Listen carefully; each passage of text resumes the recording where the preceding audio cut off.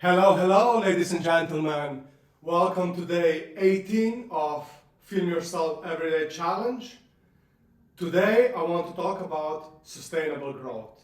3 months ago, or maybe 4, when I came to Bali, I was all about pushing myself to 200%.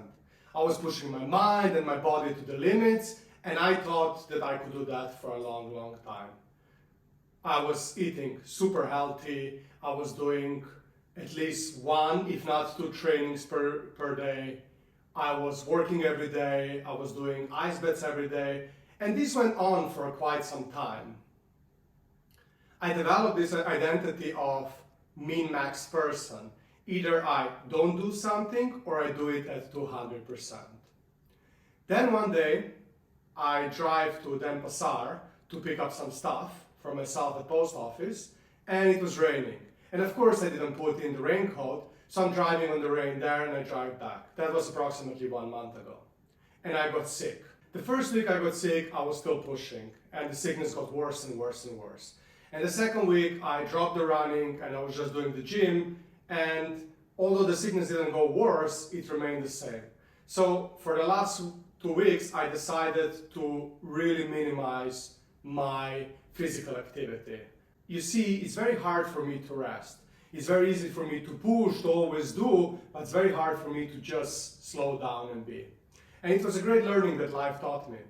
So I decided to rest, and because I'm resting now a lot, I start reprioritizing things on all fronts. I reduced things in my business because I figured that I left crazy consulting job not to work 14, 15, 16 hours per day, but then when I established my own business, I did the same.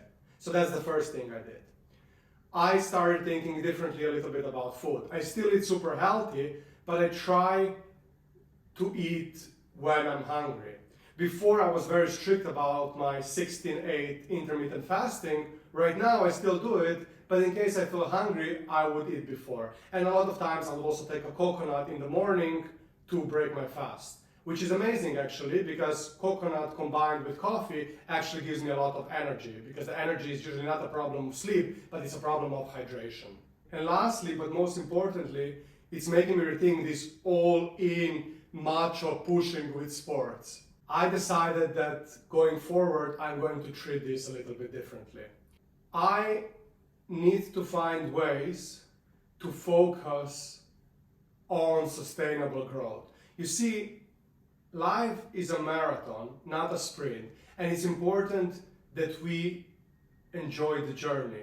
I feel before, all of this pushing and so on was driven by my insecurity, by my belief that I will never be good enough, that I always need to be better, that people will only love me if I'm perfect, and so on and so forth. And when I worked with my emotional coach in the last month, I discovered and addressed a lot of these beliefs. But it was still hard to break this identity. And it took me a long time. It took me to get sick and to get to that rest. I think sustainable growth for me will look something like this. I will still train 5-6 times per week. I will not train twice per day.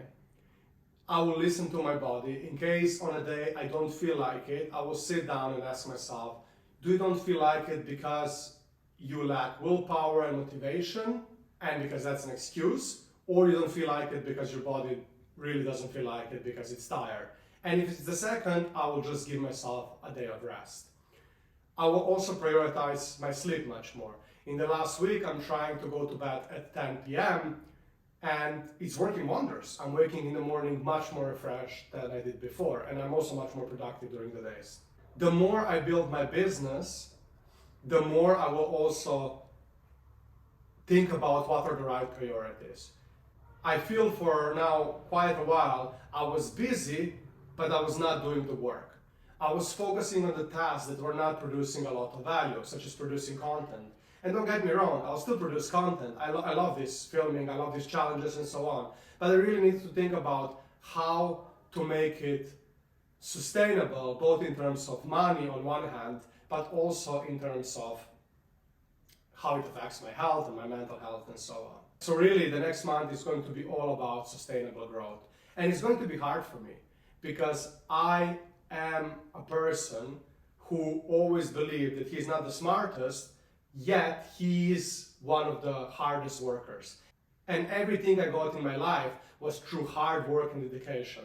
When I started something, I was always on a worse position compared to others. But then, because I was working 200%, at some moment I caught them and then I overtook them.